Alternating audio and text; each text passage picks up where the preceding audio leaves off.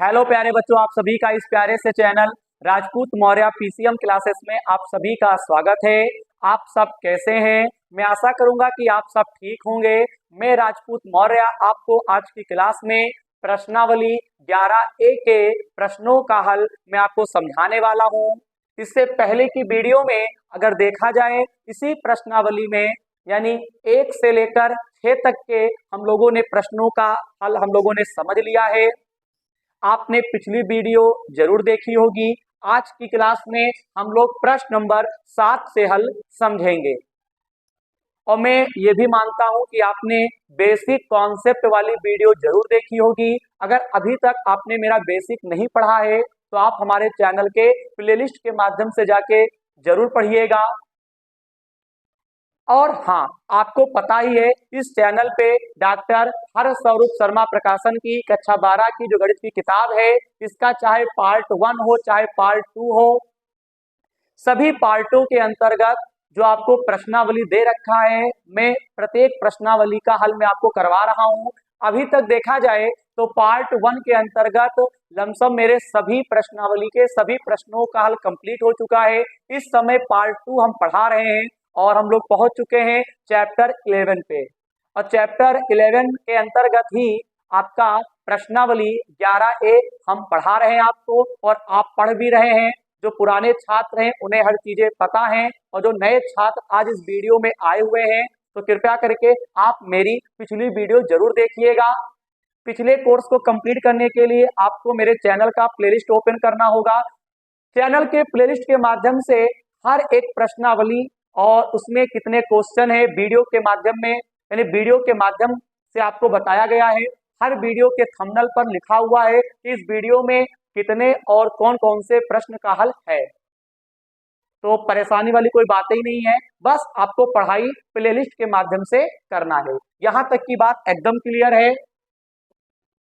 तो क्लास की शुरुआत करने से पहले मैं आपको बता दूं, अगर चैनल पे नए हैं तो चैनल को सब्सक्राइब, वीडियो को लाइक जरूर करें। अगर पुराने हैं तो वीडियो को लाइक करना है, और हो सके इस वीडियो को आप उन सभी दोस्तों में शेयर करो जो क्लास 12th में है और उनके पास मैथ सब्जेक्ट है। यहां तक की बात एकदम क्लियर है? बताइए मेरे प्यारे बच्चों। जी हाँ सर, बिल्कुल क्लियर है। तो चलिए क्लास की शुरुआत करते हैं। ये रहा प्रश्न, आप स्क्रीन पर देख पा रहे होंगे। प्रश्न हमसे कहता है, उस त्रिभुज की भुजाओं की दिक् कोसाइन ज्ञात कीजिए। आपको पता ही है इस चैप्टर में ज्यादातर हमको क्वेश्चन दिक् कोसाइन के ऊपर दे रखा है। कोसाइन को कोजाइन भी कहते हैं, और इस प्रश्न में भी यही कह रहा है कि ज्ञात कीजिए जिस त्रिभुज के शीर्ष बिंदु 2, -5, 3, -2, 4, 1 तथा -4, -4, -1 हैं। यानी आपको यहाँ पे एक त्रिभुज दे रखा है जिसके शीर्ष बिंदु दिए हैं, और हमको इन शीर्ष बिंदुओं की सहायता से हमको दिक् कोसाइन निकालना है। अब बात आती है, सर कैसे निकालेंगे? बेटा एक एक बात पर मैं चर्चा करूंगा। सबसे पहले मैं बिंदु लिख लेता हूं। यहां पे हम लोग लिखेंगे, माना दिए गए त्रिभुज के शीर्ष बिंदु क्रमशः, माना दिए गए त्रिभुज के शीर्ष बिंदु क्रमशः, तो कौन कौन से यहाँ पे हैं? यहाँ पे आपको पहला दे रखा है, पहले को मैं कैपिटल ए मान लेता हूं, 2, -5 और 3। दूसरा आपको दे रखा है कैपिटल बी, -2, 4, 1, और यहाँ पे तीसरा आपको दे रखा है, मैं लिख देता हूं सी, और यहाँ पे आपको दे रखा है -4, -4 और -1 है। बोलिए 2, -5, 3, -2, 4, 1। मेरे सभी प्यारे बच्चे नई बुक से पढ़ाई करेंगे। हाँ बिल्कुल, डॉक्टर हरस्वरूप शर्मा प्रकाशन की जो गणित की नई किताब मार्केट में है, आप उसी से पढ़ाई कर रहे होंगे। क्योंकि नई किताब में क्या है, सिलेबस आपका कट के उसमें रखा गया है। पुरानी किताब में बहुत सारे सिलेबस थे वो हट चुके हैं, ये बात आप ध्यान रखेंगे। अगर नई किताब नहीं है, पुरानी किताब है, तो बेटे नई किताब से आप प्रश्नावली मैच कर लीजिए कि कौन कौन सी प्रश्नावली आपको पढ़ना है। क्योंकि पढ़िए वही जो एग्जाम में आना है। हाँ बिल्कुल, आप देख सकते हो यहाँ पे मैं बिंदु लिख चुका हूँ। जब भी बिंदु आपको दिया हो तो आपको क्या करना है, इनका स्थिति सदिश लिखना है। जैसे ए दिया था तो ओ ए वेक्टर निकालना पड़ेगा, बी दिया है तो ओ बी निकालना पड़ेगा, सी है तो ओ सी निकालना पड़ेगा। मेरे प्यारे बच्चों, अगर ए के बिंदु दे रखा है तो ए के जो बिंदु है उसमें जो पहला आपको दे रखा है उसे आई के साथ में लेना है, जो दूसरा होता है उसे जे के साथ में लेना है, और जो तीसरा है उसे के साथ में लेना है। यानी इन बिंदुओं की सहायता से हम सदिश निकालेंगे। तो बताओ, ए था तो ओ ए लिखेंगे, 2 है तो आई कैप, 5 है दूसरे पे तो यहाँ पे 5 जे कैप, 3 है तो यहाँ पे आपका क्या 3 के कैप हो जाएगा। मेरे प्यारे बच्चों, मेरी बातें आपको समझ में आनी चाहिए। जी हाँ बिल्कुल आ रही हैं। आप क्या करोगे, यहाँ पे ओ बी लिखोगे तो यहाँ पे आपका बनेगा -2i cap plus 4j cap, और यहाँ पे प्लस k कैप। यहाँ पे 2 था तो 2i कैप, 4 है 4j कैप, यहाँ पे केवल 1 है तो 1 तो लिखा नहीं जाता है तो केवल k कैप रहेगा। यहाँ पे लिखेंगे ओसी वेक्टर, यहाँ पे माइनस का 4 है तो माइनस का 4i कैप, माइनस का 4j कैप और माइनस का k कैप। बोलिए, 4 है तो -4i कैप, दूसरे पे भी -4 है तो -4j कैप, 1 है तो -k कैप। यहाँ तक की बात एकदम क्लियर है। बोलिए, जी हाँ सर बिल्कुल। तो देखिएगा, ए बी वेक्टर बराबर जब आप निकालते हो, क्योंकि ए बी निकालना पड़ेगा तो ए बी वेक्टर बराबर आपको सूत्र लगाना पड़ेगा ओ बी वेक्टर माइनस का ओ ए वेक्टर। सर पिछली क्लास में भी आपको सिखाए हैं जब सर चैप्टर 10 के अंतर्गत प्रश्नावली के प्रश्नों का हल आपको करवा रहे थे। जो बच्चा मेरी रेगुलर वीडियो देखता है उसे हर चीज पता रहता है, क्योंकि मेरे पढ़ाने का जो तरीका है वो कुछ खास ही है, और आप कमेंट के माध्यम से आप बता ही सकते हो कि हाँ सर के पढ़ाने का तरीका कैसा है। जो पुराने छात्र हैं उन्हें हर चीज पता है। नए छात्र अगर आज की वीडियो में आए हुए हैं तो कृपया करके इस वीडियो में कुछ देर तक बने रहकर देखो।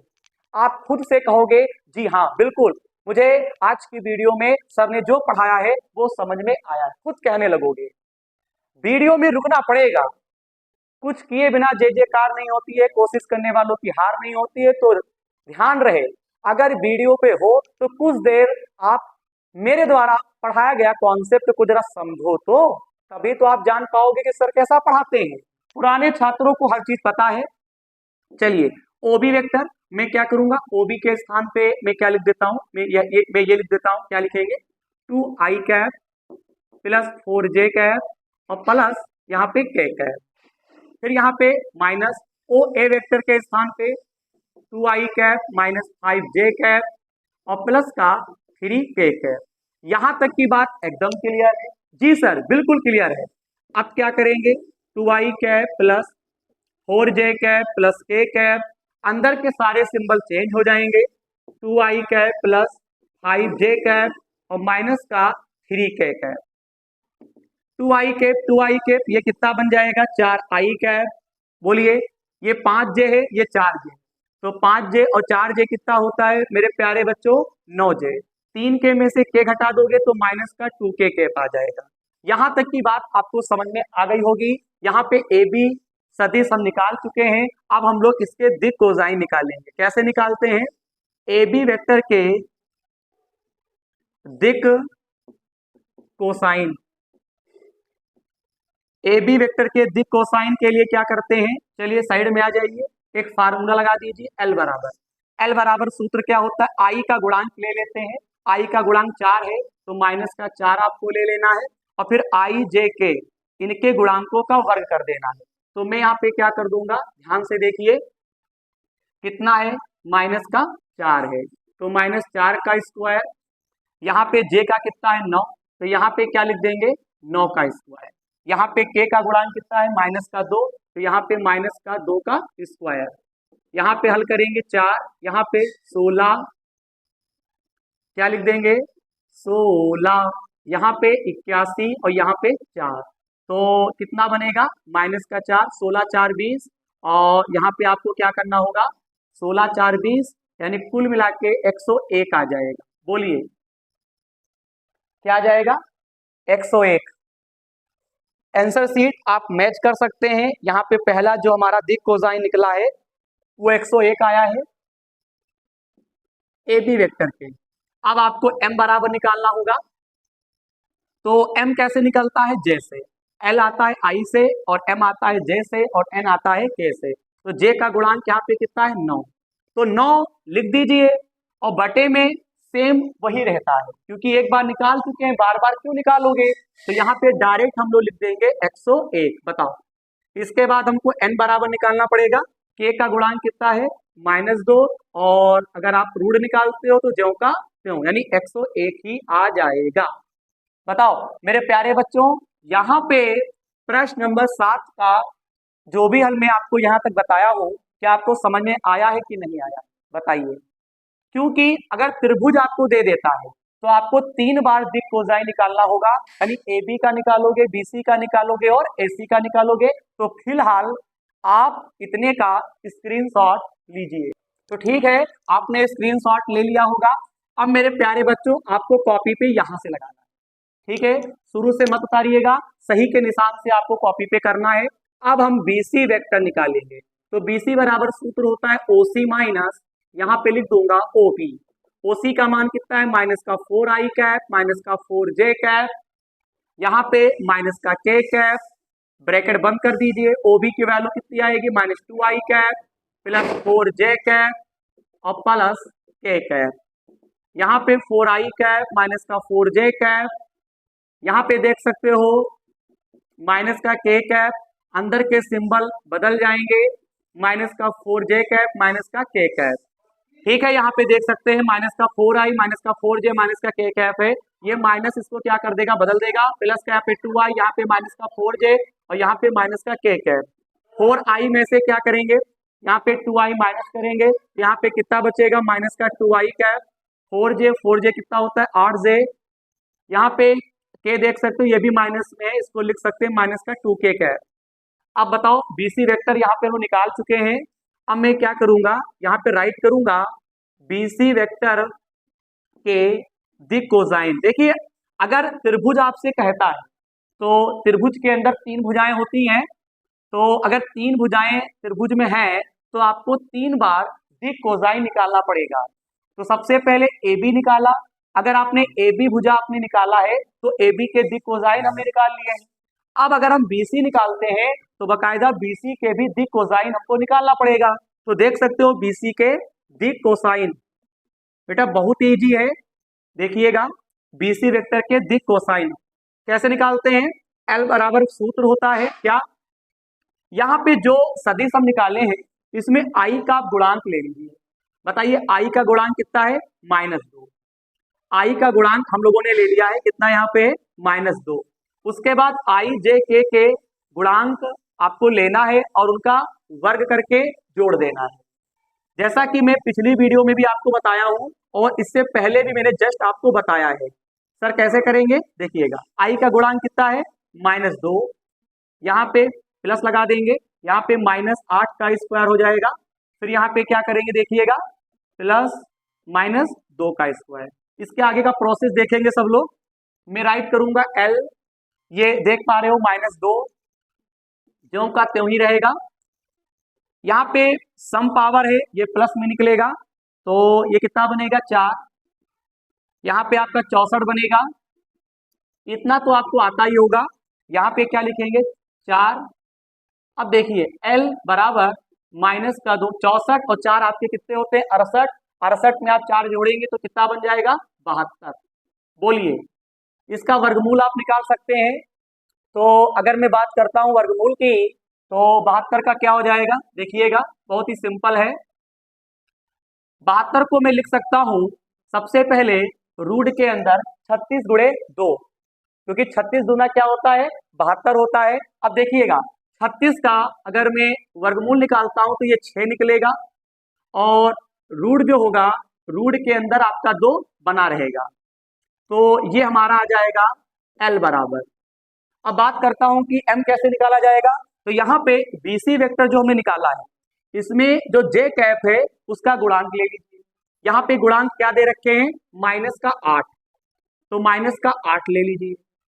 अब देखो, इसके बटे में 6√2 हम लोग निकाल चुके हैं, तो हर एक दिक कोसाइन में बटे में 6√2 तो रहने रहना है, तो मैं इसके नीचे भी लिख दूंगा 6√2। तो ये मेरे पास आ गया m बराबर। अगर बात करते हैं n की, तो n बराबर क्या निकलेगा? n जो होता है वो k से निकलता है, m जो होता है वो j से निकलता है, l जो होता है वो i से निकलता है। तो n बराबर क्या लिखेंगे? तो k का गुणांक कितना है? -2 बटे में क्या दे रखा है यहाँ पे? 6√2। आप चाहो तो इसको काट सकते थे, ना काटना हो तो आप इतना ही छोड़ सकते हो।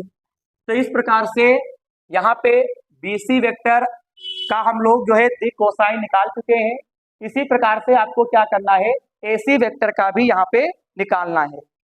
ये चीजें आपको समझनी पड़ेंगी। AC वेक्टर का भी आप निकाल सकते हो। चलिए AC वेक्टर का निकाल लेते हैं। इतने का आप स्क्रीनशॉट लें। आई होप कि आपने स्क्रीनशॉट ले लिया होगा। चलिए AC वेक्टर निकालते हैं। देखिए AC वेक्टर को हम लोग क्या लिख सकते हैं? OC वेक्टर और माइनस का OA वेक्टर, ये फार्मूला होता है। जी हाँ बिल्कुल। OC का मान क्या है? 4i cap minus 4j cap minus का k कैप। जल्दबाजी मत करिएगा। OA वेक्टर, इसका मान यहाँ पे कितना दिया है? लिख देंगे 2i cap 5j cap plus 3k cap. आगे देखिए माइनस का 4i माइनस का 4j माइनस k कैप। बेटे अंदर के चिन्ह बदल जाएंगे, तो काहे का हो जाएगा? माइनस। ये इसको क्या कर देगा? प्लस। ये काहे का हो जाएगा? माइनस। अब देखिए ये 4i माइनस का है, ये 2i माइनस का है, तो 4 और 2 कितना होता है आपका? 6i हो जाएगा। यहाँ पे आपको क्या दे रखा है? 4, और ये 4 आपका माइनस का है, और ये 5 का है प्लस का है। तो 5 में से 4 जाए कितना बचेगा? 1। लेकिन 1 हम लोग लिखते नहीं है, तो केवल आपको अक्षर लिख देना है। यहाँ पे क्या लिख देंगे हम लोग? प्लस का j कैप। यहाँ पे 3k कैप है और ये माइनस का कैप है, तो 3k और k कितना होता है? माइनस का 4k कैप। याद रखिएगा माइनस माइनस जुड़ जाता है और चिन्ह जो होता है माइनस का ही रहता है। एक बार चेक कर लीजिए, क्योंकि गलतियां हो जाती हैं मैथ में। बहुत ही सावधानी से प्रश्नों का हल करना चाहिए। चलिए ठीक है, अब मैं क्या करूंगा? L बराबर निकालूंगा। I J K गुणांक ले लीजिए। यहाँ पे I का गुणांक कितना दे रखा है? -6। फिर क्या करना है? इनके रूट ले लेना है। तो बताओ I का गुणांक यहाँ पे 6 है, ये 6 स्क्वायर हो जाएगा। J का कितना है? 1। K का कितना होगा? -4 का स्क्वायर। जी सर बिल्कुल। अब मैं इसको सॉल्व करता हूं। देखिए बेटा 6 की घात 2 कितना होता है? 36। ये 1 रहेगा और ये 16 रहेगा। 36 और 1 कितना होता है? 37। 37 3 40 43 और 10 53। जी हाँ आप सही सुने, कितना होता है? 53। बोलिएगा मेरे साथ। L इज इक्वल टू -6 बटे रूट में 53। बताइए L का मान निकाल चुके हैं? बोलो। क्योंकि AC वेक्टर है और हम लोग AC वेक्टर के क्या निकाल रहे हैं? AC वेक्टर के हम लोग दिक कोसाइन निकाल रहे हैं। बताओ बोलिएगा। AC वेक्टर आया है इतना, इसके नीचे आप थ्योरी लिखेंगे AC वेक्टर के दिक कोसाइन, जैसा कि मैं लिखता चला रहा हूं, और L बराबर आ जाएगा। प्रश्न का हल बड़ा है लेकिन बेटे कठिन नहीं है। हाँ खुद से कर सकते हो, और मुझे लग रहा है कि बहुत सारे बच्चे उन्हें खुद से भी कर दिया होगा। करना क्या है? AB निकालो, BC निकालो, AC निकालो, I J K के गुणांक ले लो। बोलिए। इसके बाद मैं रुकूंगा नहीं, अब मैं क्या करूंगा? M बराबर निकालूंगा। सर जी जल्दी बताइए M बराबर क्या आएगा? बताते हैं भैया, बताते हैं। J का गुणांक यहाँ पे कुछ नहीं है, क्या मानेंगे? 1 और रूट में 53 ही रहेगा। जी हाँ बिल्कुल 53 ही रहेगा। अगर मैं n की बात करता हूं तो k कैफ है, इसका गुणांक कितना है? -4। तो यहाँ पे 4 ले लेंगे और बटे में क्या लिख देंगे? 53। बताओ यहां तक की बात एकदम क्लियर है, शानदार तरीके से। तो AB निकाल चुके, BC निकाल चुके, AC। अगर ऐसा क्वेश्चन मुझे कहीं पे दिखाई देगा तो मैं उसे आपको होमवर्क में दे दूंगा। बताइए, काफी बड़ा क्वेश्चन का हल था यहाँ पे। क्वेश्चन तो छोटा ही था लेकिन हल करने का तरीका काफी थोड़ा लंबा था। लेकिन मैं उम्मीद करूंगा मेरे सभी प्यारे प्यारे बच्चों को इस प्रश्न का हल बहुत ही शानदार तरीके से समझ में आया होगा और सब बच्चे कर भी पाए होंगे, और मुझे लगता है ये आप खुद से भी कर दोगे। वीडियो को छोड़ के मत जाइएगा, आज सर से पढ़ाई कर लो बेटा। इस चैनल से आपको पढ़ाई करना है तो फटाक से इसका स्क्रीनशॉट। तो चलिए प्रश्न नंबर पहुंच चुके हैं, प्रश्न नंबर 8 पे। मेरे सभी प्यारे बच्चे फटाक से प्रश्न को पढ़ें। मैं पढ़ता हूं भाई, पढ़ता हूं। सिद्ध कीजिए कि बिंदु 2, 3, 4, 1, -3, 5 तथा 0, -9, 6 संरेख हैं। बताइए, हमसे कहता है संरेख हैं, आपको सिद्ध करना है। सर जी कैसे करेंगे? बेटे बहुत ही इजी है। सबसे पहले पता है क्या करेंगे आप लोग? सबसे पहले करेंगे क्या, आपको मैं बता देता हूं।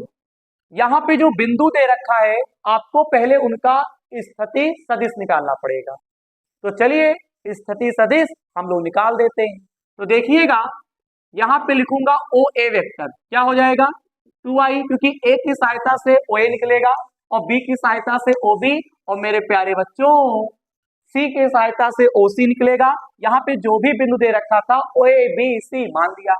तो बताओ 2 है तो 2i, फिर 3j और प्लस का यहाँ पे लिख देंगे 4k कैप। OB वेक्टर बराबर क्या लिखेंगे? यहाँ पे i कैप, 3 आपका माइनस में है तो 3j कैप, और यहाँ पे प्लस का 5k कैप। मैं क्या करूंगा, OC वेक्टर बराबर 0i कैप माइनस का 9j कैप और प्लस का 6k कैप। बताइए यहां तक की बात एकदम क्लियर है, शानदार तरीके से। अब मैं निकालूंगा AB वेक्टर। AB वेक्टर बराबर होता है OB माइनस OA।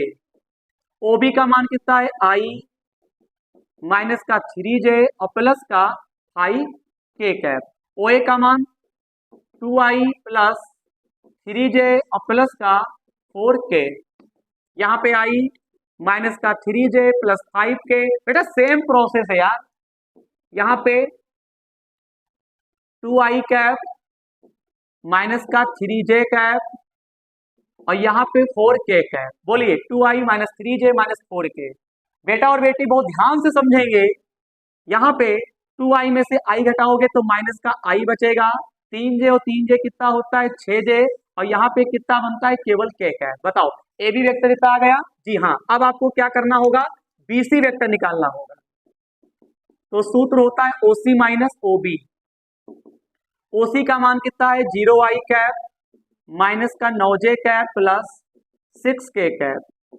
OB का मान कितना लिखेंगे i माइनस 3j और प्लस का 5k कैप।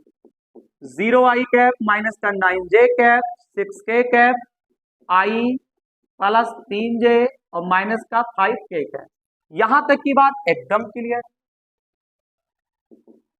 i में से 0i घटाओगे यार i ही रहेगा, 9 में से 3 घटाओगे तो 6j रहेगा, 6k में से 5k जाएगा तो केवल k कैप रहेगा। बताओ यहां तक की बात एकदम क्लियर है। सर अब क्या करेंगे आप? जी हाँ बिल्कुल, AC वेक्टर निकालेंगे। AC बराबर सूत्र लगा दूंगा OC माइनस OA। बताओ OC माइनस OA। OC का मान क्या है सर जी 0i cap minus 9j cap plus 6k cap. आज भाई कमाल कर देंगे। OA वेक्टर का मान बताइए, बोलिए 2i प्लस 3j और प्लस 4k। बताओ कहां पे परेशानी है, मुझे बताइए। मेरे प्यारे बच्चों परेशानी कहीं पे नहीं है। अगर आप मेहनत कर रहे हैं तो समझ जाइए पढ़ाई आपके लिए बहुत ही आसान हो जाएगी। हाँ यहाँ पे 0i माइनस का 9j प्लस 6k कैप, अंदर के सिंबल बदल जाएंगे, 2i माइनस का 3j और माइनस का 4k कैप। 2i में से i घटाओगे तो कितना बचेगा माइनस का 2i, 9 और 3 कितना होता है आपका 12 होता है, 6k में से 4k जाएगा तो कितना बचेगा मेरे प्यारे बच्चों? 2k। अब आपको क्या करना है, -2 कॉमन ले लेना है, आई कैप, ये 2 छंग 12 बनेगा और ये क्या बनेगा, माइनस का k कैप। बताइए, यहां तक की बात आपको समझ में आती होगी? बोलो भाई, आती है कि नहीं आती? बताइए, बोलिए। अगर यहां पे मैंने कॉमन ले लिया है मेरे प्यारे बच्चों, मैं थोड़ा सा आपको मैं साइड में दिखाना चाहता हूं, केवल आप 2 कॉमन लीजिए तो ये क्या बनेगा, माइनस का आई कैप, यहाँ पे 2 छंग 12 और यहाँ पे प्लस के कैप, यहाँ पे माइनस ही रहेगा। जी हाँ, बिल्कुल सही सुना आपने। अब आप देख सकते हो ए बी वेक्टर का जो मान आया है ब्रैकेट के अंदर minus I cap minus 6j cap plus का के कैप। अगर मैं बीसी की बात करता हूं, minus I cap minus 6j cap plus K cap. आप देख सकते हो ये वाला पद और ये वाला पद और ये वाला पद बेटा बिल्कुल सेम है।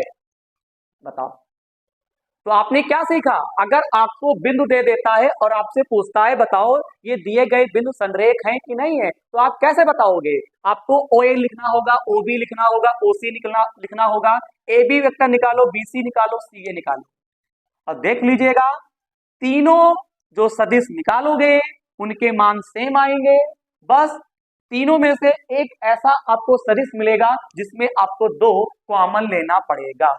बताओ, बताइए, इन दोनों का जो योग होगा इसके योग के क्या होगा, बराबर होगा। बताइए, इसी को ही तो बोलते हैं संरेख शॉर्टकट में। क्योंकि अगर मैं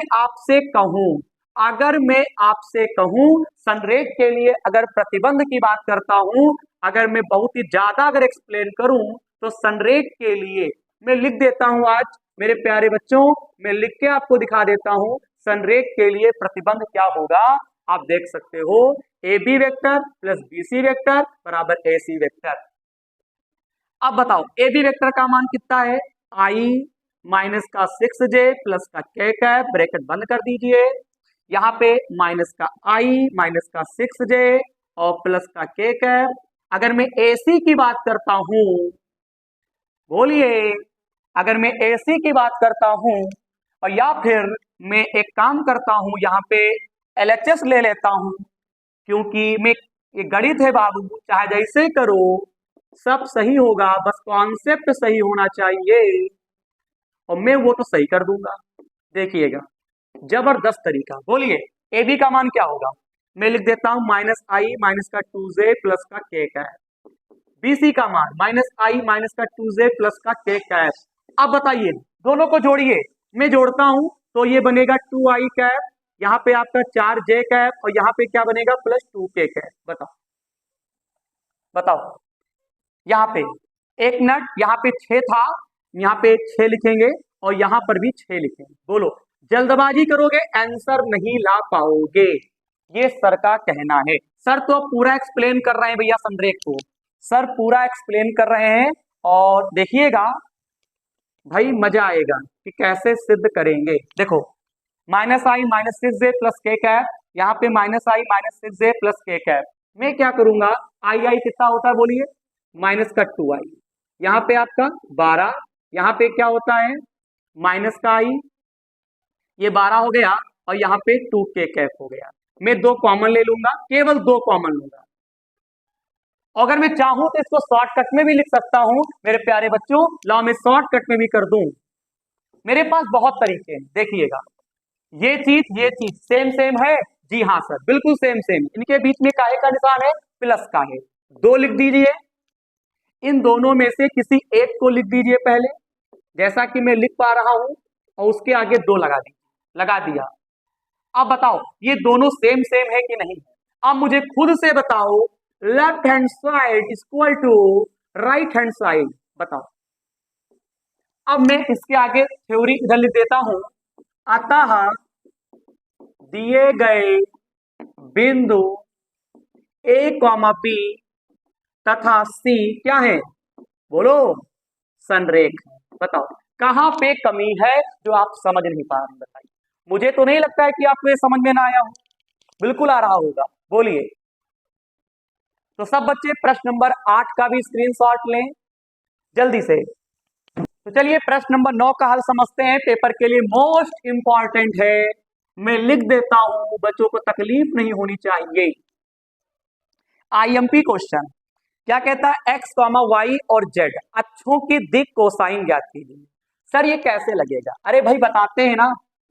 माना एक्स कॉमा वाई तथा जेड अक्षों, भाई साहब माना एक्स कॉमा वाई तथा जेड अक्ष का स्थिति सदिश। पहले हम लोग स्थिति सदिश निकालेंगे। जी सर बिल्कुल निकालिए। माना एक्स कॉमा वाई तथा जेड अक्ष का स्थिति सदिश क्या होगा? क्या होगा? मान लेते हैं ए वेक्टर। अगर एक्स का अगर आप स्थिति सदिश निकालोगे तो एक्स पे तो आई रहेगा, बाकी वाई और जेड पर 0 हो जाएगा। जी सर बिल्कुल सही बात है। तो क्या लिखेंगे? बोलो बोलो क्या लिख देंगे बताओ? यहां पे लिखेंगे आई कैप प्लस 0 जे कैप और यहां पे 0 के कैप। सर ने क्या बताया? अगर एक्स वाई तथा जेड अक्ष का अगर आप स्थिति सदिश लिखते हो, क्योंकि आपसे प्रश्न में कहता है कि दिक कोसाइन निकालिए, तो जब तक आपको इन अक्षों का सदिश नहीं पता होगा तो दिक कोसाइन कहां से निकाल दोगे मेरे लाल? तो सबसे पहले हम लोग क्या करेंगे, इनके सदिश निकालेंगे। तो अगर एक्स अक्ष कहता है तो एक्स पे आई ले लेना है और बाकी सबको 0 कर देना है। अगर आपको वाई अक्ष लेना होगा, अगर वाई का स्थिति सदिश निकालते हो तो वाई पे जे रहेगा, बाकी सब 0 हो जाएगा। देखिएगा ए वेक्टर तो आई लिखेंगे और शेष पे 0। बी वेक्टर तो इसका ये मतलब हुआ कि वाई का निकालेंगे तो इस पे 0 और इस पे जे और इस पे क्या रहेगा 0 के कैप। अगर मैं सी की बात करता हूं मेरे होनहार प्यारे बच्चों, तो क्या रहेगा? के पर के रहेगा, बाकी सब 0 हो जाएगा। यानी ये एक्स अक्ष का स्थिति सदिश है और ये वाई अक्ष पर स्थिति सदिश है और ये जेड अक्ष पर है। एक्स अक्ष पर लोगे तो आई रहेगा, जे और के पर 0 हो जाएगा। वाई पर लोगे तो जे रहेगा, आई और के पर 0 हो जाएगा। जेड अक्ष लोगे तो आई और जे पर 0, बाकी जेड पर के होगा। यहां तक की बात आपको एकदम क्लियर हो गई। अब मैं क्या करूंगा, ए वेक्टर का दिक कोसाइन क्या करूंगा, निकालूंगा। ए वेक्टर का दिक कोसाइन सर कैसे निकालेंगे? एल बराबर क्या होता है, देखो आई का गुणांक कितना है 1 लिख लेंगे और बाकी रूट लगा देंगे, क्योंकि ए की सहायता से दिक कोसाइन निकाल रहे हैं तो यल निकालना पड़ेगा। तो एल निकालोगे तो आई का गुणांक क्या है 1 ले लेंगे और फिर आई जे के गुणांक ले लेते, तो यहाँ पे 1 का स्क्वायर 0 का स्क्वायर और 0 का स्क्वायर। तो एल बराबर 0 0 हट जाएगा और रूट के अंदर 1 है तो 1 का 1 ही निकलेगा, तो एल बराबर मेरे प्यारे बच्चों 1 ही आ जाएगा। अगर मैं बात करता हूं एम बराबर, तो ये बताओ एम बराबर क्या लेना पड़ेगा 0, क्योंकि जे का गुणांक यहाँ पे 0 है। ए वाले में देखो, मेरी बात समझ में आ रही है? जी हाँ बिल्कुल। तो इसके बटे में क्या लेना होगा, क्योंकि एल के बटे में रूट करके लेते हैं। जब मैंने एल निकाला तो आई का गुणांक लिया, वो ऊपर हो गया, फिर आई जे के गुणांक का वर्ग करके स्क्वायर कर दिया, तो नीचे हल करके क्या आता है 1 आता है, 1 लिखा नहीं जाता है तो 1 ही तो ऊपर वाला हो गया आंसर। लेकिन जब m निकालोगे तो आपको j का गुणांक लेना होगा, जैसा कि मैंने 0 लिया है, लेकिन आई जे के भी गुणांक लेने होंगे, उन्हें रूट के अंदर स्क्वायर करना होगा। यार क्यों लोगे बार बार? डायरेक्ट आप कह सकते हो कि क्या होगा, बटे में 1 आएगा जैसा कि यहाँ आया है, तो 1 यानी हट जाएगा, तो m बराबर 0 ही तो आएगा। बताओ अगर मैं बात करता हूं n की, तो n बराबर कितना आएगा 0 ही आएगा। यहां तक की बात एकदम क्लियर है। ए वेक्टर का दिक कोसाइन आ चुका है अब मैं क्या करूंगा, बी वेक्टर का दिक कोसाइन निकालूंगा। बी वेक्टर का दिक कोसाइन कैसे निकलेगा, एल बराबर बी की सहायता से निकालू। तो बताओ, पहले यहाँ पे आई 0 है तो एल आई की सहायता से निकलेगा। तो यहाँ पे 0 ऊपर हो गया और नीचे क्या करोगे, स्क्वायर कर दो। आई का कितना है, 0 का स्क्वायर। जे का कितना है, 1, और के का कितना है, 0। बताओ, एकदम बात क्लियर होनी चाहिए भैया। जी हाँ सर, बिल्कुल क्लियर है। 0 यहाँ पे क्या हो जाएगा, 0 + 1 0। बेटा 1 आएगा, बटे का 1 मानते नहीं, तो एल बराबर 0 हो जाएगा। एम बराबर निकालोगे, एम का गुणांक, एम दिक कोसाइन निकालोगे, जे की सहायता से निकलेगा। यहाँ पे 1 है, और अगर मैं बात करता हूं बटे की, तो बटे में 1 ही रहेगा, जैसा कि एल में जब निकाला गया है तो उसमें भी रहा वही आया है। तो एम बराबर 1 हो जाएगा। एन बराबर निकालोगे, 0 आ जाएगा। बेटे क्या ये बात आपको समझ में नहीं आती है, मुझे बताइए। कोई समस्या हो मुझे बताइएगा। मैथ से डर नहीं लगेगा क्योंकि राजपूत सर आपको पढ़ा रहे हैं। हाँ, वीडियो के अंदर दम है, भले ही मैं आपको क्वालिटी को अच्छी ना दे पाऊं, जो भी डिजिटल तरीके से, यहाँ पे डिजिटल क्वालिटी भले ना हो मेरी वीडियो में, लेकिन कंटेंट में बहुत ही अच्छा आपके सामने पेश करता हूं। यानी सामने में समझाने का प्रयास बहुत ही अच्छे ढंग से करता हूं कि डिजिटल भले ना हो हम मेरा ये सिस्टम, लेकिन हाँ बच्चों को समझ में आना चाहिए। हाँ, कॉन्सेप्ट समझ में आना चाहिए, और ये मैं करके दिखाता भी हूं हर एक वीडियो में। हाँ, आप कमेंट के माध्यम से बता सकते हैं कि क्या तकलीफ है। अगर कोई तकलीफ रह जाती है ना, उसको भी मैं सुधारने का प्रयास करूंगा। चलिए सी वेक्टर का दिक कोसाइन निकालते हैं। मैं बहुत ही ध्यान से समझाऊंगा। हाँ, सी वेक्टर का अगर दिक कोसाइन निकालोगे तो सी की सहायता से निकालोगे। तो पहले आपको एल निकालना पड़ेगा। एल आता है आई की सहायता से। आई का गुणांक कितना है, 0। 0 ऊपर लिख लेते हैं, और बटे में क्या करते हैं, टोटल आई जे के इनके गुणांक ले लेते हैं रूट के अंदर, और उनका क्या कर देते हैं, स्क्वायर कर देते हैं। जी सर, बिल्कुल सही सुना, उनका क्या कर देते हैं, स्क्वायर कर देते हैं। अब ये बताओ, 0 0 जाएगा तो बटे में 1 ही तो आएगा। तो 0/1 यानी एल बराबर आपको 0 निकल के आएगा। अगर मैं बात करता हूं एम की, तो एम निकलेगा जे की सहायता से। तो एम बराबर क्या लिखोगे, जे का गुणांक ले लेंगे। जे का गुणांक कितना है, 0।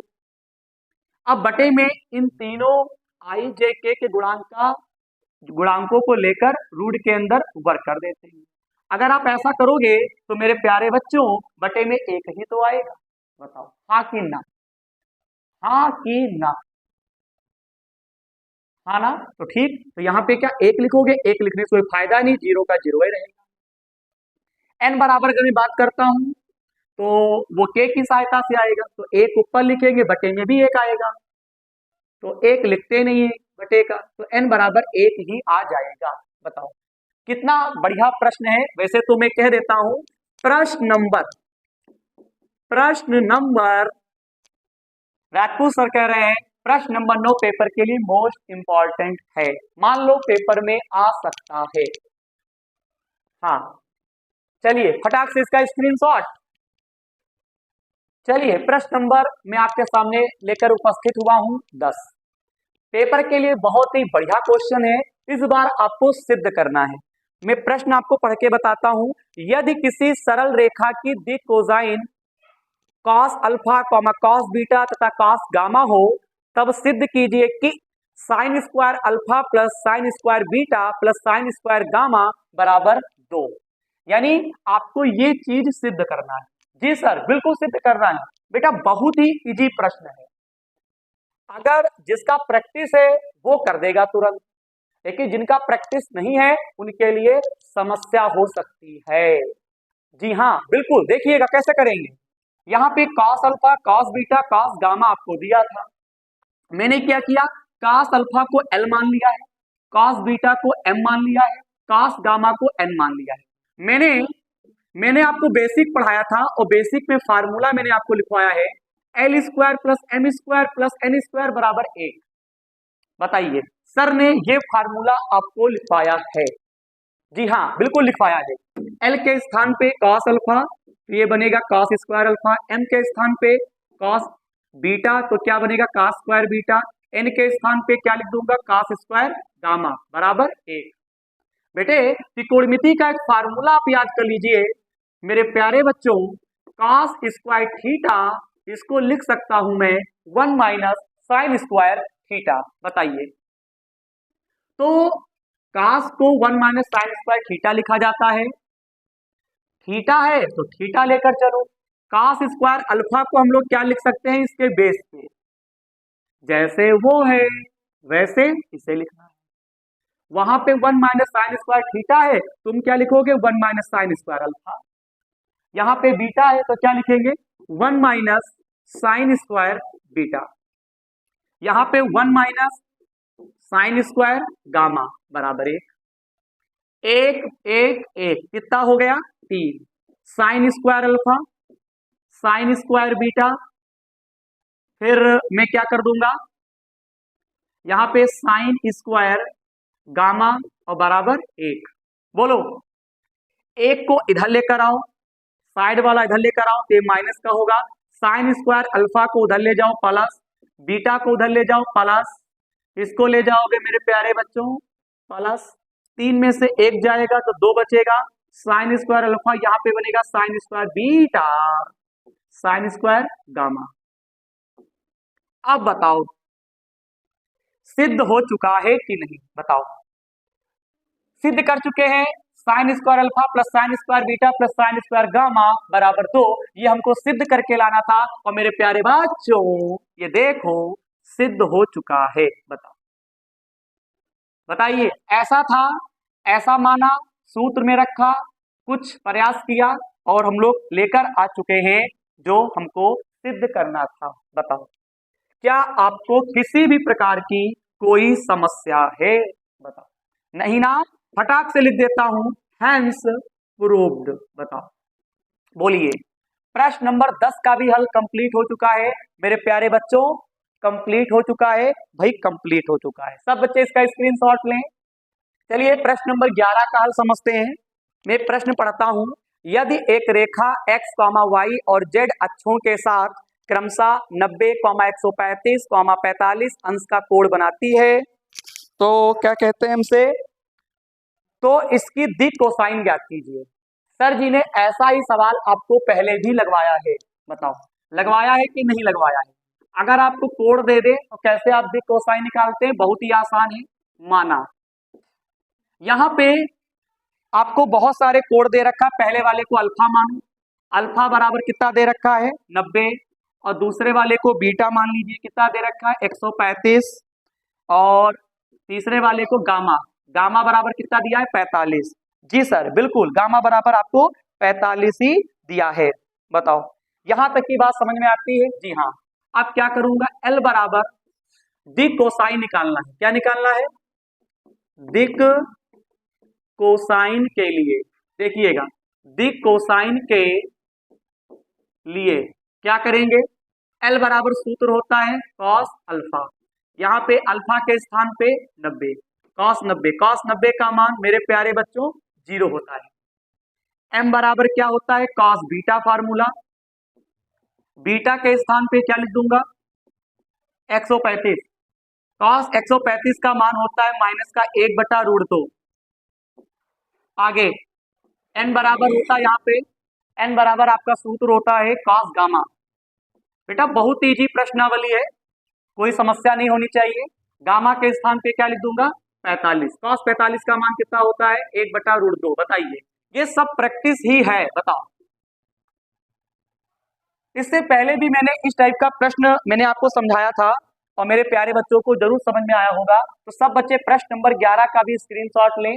अब मैं आपको एक बात बता देता हूं, प्रश्न नंबर 12, प्रश्न नंबर 13 में आपको कुछ होमवर्क के लिए क्वेश्चन देना चाहता हूं, क्योंकि मेरे प्यारे बच्चों सबके लगाने का तरीका वही है।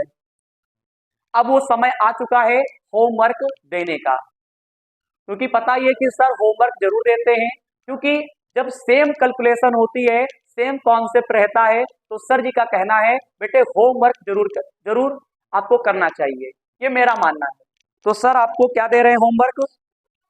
प्रश्न नंबर 12, प्रश्न नंबर 13, प्रश्न नंबर 14 और प्रश्न नंबर 15, ये 4 क्वेश्चन मैं आपको होमवर्क में देता हूं। सर कैसे करेंगे मैं बता देता हूं। प्रश्न नंबर 12 जो है प्रश्न नंबर 1 की तरीके से करिएगा। प्रश्न नंबर 13 आपको क्या करना है, प्रश्न 5 की तरीके से करना है। सेम प्रश्न नंबर 14 आपको क्या करना है, प्रश्न 7 की तरीके से करना है। मेरी बातों को नोट करिए। और प्रश्न नंबर 15 आपको क्या करना है, 1 मिनट में आपको फिर से बता देता हूं। 12 नंबर पहले की तरीके से करोगे और 13 नंबर आपको 5 की तरीके से करना है और 14 नंबर आपको 8 की तरीके से करना है। मैं भी गलत बोल गया था, प्रश्न नंबर 14 8 की तरीके से करोगे। और प्रश्न नंबर 15 जो है वो आपको 7 की तरीके से करना है, प्रश्न नंबर 7 की तरीके से। बताओ क्या मेरी इतनी बातें समझ में आ गई? अगर नहीं समझ में आया है वीडियो को बैक करो, फिर से देखो। अब तो वीडियो बन चुकी है, आपको समस्या किस बात की बेटा? बार बार बैक करो फिर देखो, बैक करो फिर देखो, समझो। कैसे नहीं समझोगे? कोशिश करोगे जरूर समझोगे, क्योंकि ये मैंने पढ़ाया है। हाँ, अक्सर बच्चों का कहना होता है कि सर ये जब पढ़ाते हैं तो मुझे अच्छा समझ में आता है। अगर ये बात सही है तो आप कमेंट के माध्यम से जरूर बताइएगा कि सर वास्तव में सर आपने अच्छा पढ़ाया है। अगर मैंने मेहनत की है तो आपको जरूर आज की वीडियो में मेरे द्वारा समझाए गए कॉन्सेप्ट को समझ में जरूर आया होगा। क्लास कैसी लगी? तो आज हमारा चैप्टर 11 के अंतर्गत प्रश्नावली 11A कंप्लीट होता है। अब हम लोग 11B के प्रश्नों का हल समझेंगे अगली वीडियो में। क्लास के अंत में एक बार मैं फिर कह देता हूं, जो बच्चे नए हैं वो इस चैनल को सब्सक्राइब, वीडियो को लाइक जरूर करें, और जो पुराने हैं उन्हें वीडियो को लाइक करना है। पुराने और नए ये दोनों प्रकार के छात्र मिलकर इस चैनल को आगे बढ़ाएं। इस चैनल को उन सभी दोस्तों में, स्कूल में, आस पड़ोस कहीं पर भी जो बच्चे कोचिंग नहीं कर पा रहे, उन्हें परेशानी है, उन्हें सवाल समझ में नहीं आता है कोचिंग के अंदर भी, तो कृपया करके इस वीडियो के बारे में जरूर बताएं, इस चैनल के बारे में बताएं, राजपूत मौर्य पीसीएम क्लासेस। मुझे पूरा भरोसा है आपको पढ़ाई बहुत ही अच्छी लगेगी, और मैंने जितनी भी वीडियो बनाई है ये सारी इंपॉर्टेंट है। अगर किसी भी प्रश्नावली का अगर मैंने हल आपको नहीं बताया है तो मान के चलो वो पेपर में आएगा ही नहीं। हाँ बिल्कुल, ये सर जी का कहना है, अगर मैंने कोई प्रश्नावली आपको नहीं पढ़ाई है तो मान के चलिए उसके क्वेश्चन इंपॉर्टेंट नहीं है, और जो मैंने जितना जितना करवा दिया है ये बहुत है पेपर के लिए। बस ये ध्यान रहे, प्लेलिस्ट से आपको वीडियो देखना है। तो मिलते हैं अगली क्लास में नई प्रश्नावली के साथ। जय हिंद।